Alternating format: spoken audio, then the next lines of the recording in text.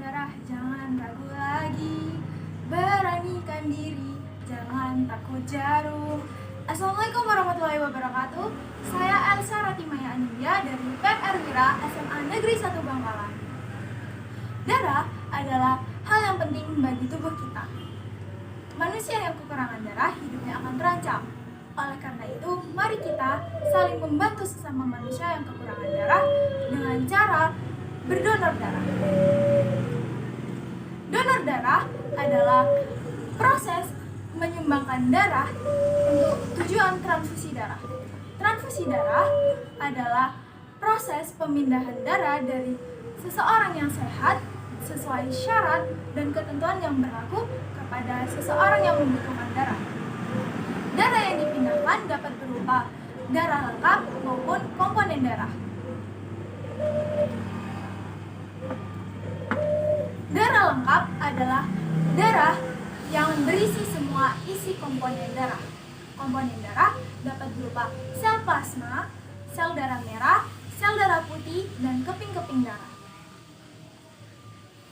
Fungsi darah antara lain mengangkut oksigen dari paru-paru menuju sel tubuh. Yang kedua, mengangkut karbon dioksida dari sel tubuh menuju paru-paru untuk dikeluarkan. Dan fungsi yang terakhir adalah mengganti sel-sel yang rusak. Jika seseorang yang kekurangan darah atau mengalami kecelakaan, akan dilakukan proses transfusi darah. Siapa sih calon pendonor darah yang baik itu? Yang pertama, laki-laki dan wanita berumur 18-60 tahun. Yang kedua, sehat secara kondisi fisik maupun rohani sesuai pemeriksaan dokter. Yang ketiga, berat minimal 45 kg. Yang keempat, tekanan sistoliknya sekitar 100-180 mmHg dan tekanan diastoliknya berkisar antara 50-100 mmHg. Dan yang kelima adalah hemoglobinnya itu minimal 12,5 G per dl. Calon pendonor tidak memiliki riwayat HIV/AIDS, hepatitis, jantung, paru, kanker, gagal ginjal, maupun kanker kulit kronis. Bagi wanita yang hamil, haid, maupun menyusui tidak diperkenankan untuk melakukan donor darah.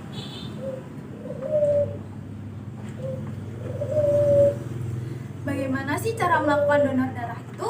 Yang pertama, calon donor datang ke UTD atau unit transfusi darah PMI. Yang kedua, calon donor diminta untuk mengisi formulir data diri dan riwayat kesehatan. Yang ketiga, petugas akan mengecek kondisi kesehatan calon pendonor sesuai syarat yang telah berlaku. Yang ketiga, asisten transfusi darah atau ATD yang telah berpengalaman dan memiliki keterampilan akan mengambil darah dari calon donor dengan cepat dan aman. Waktu yang diperlukan untuk melakukan pengambilan darah sekitar 10 menit saja. Yang terakhir, pendonor akan mendapatkan kartu tanda anggota donor darah. Kartu tersebut sebagai tanda bahwa pemiliknya telah melakukan donor darah. Setelah melakukan donor darah, tentunya akan mendapatkan manfaat bagi diri kita sendiri. Antara lain, yang pertama, akan mendapatkan kepuasan batin karena darah yang telah didonorkan akan dan bermanfaat bagi manusia yang kekurangan darah. Yang kedua, kondisi kesehatan kita akan terpantau sebab kondisi kesehatan kita akan selalu diperiksa secara teratur.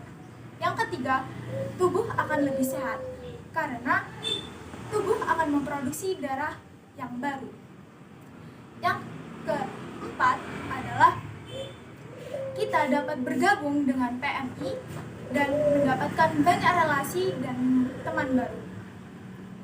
dan juga kita dapat mengikuti event-event kemanusiaan lainnya. Dan yang terakhir, DDS yang meningkat akan juga meningkatkan nilai-nilai kemanusiaan dan nilai-nilai sosial. Sekian dari saya, sampai jumpa lagi. Assalamualaikum warahmatullahi wabarakatuh.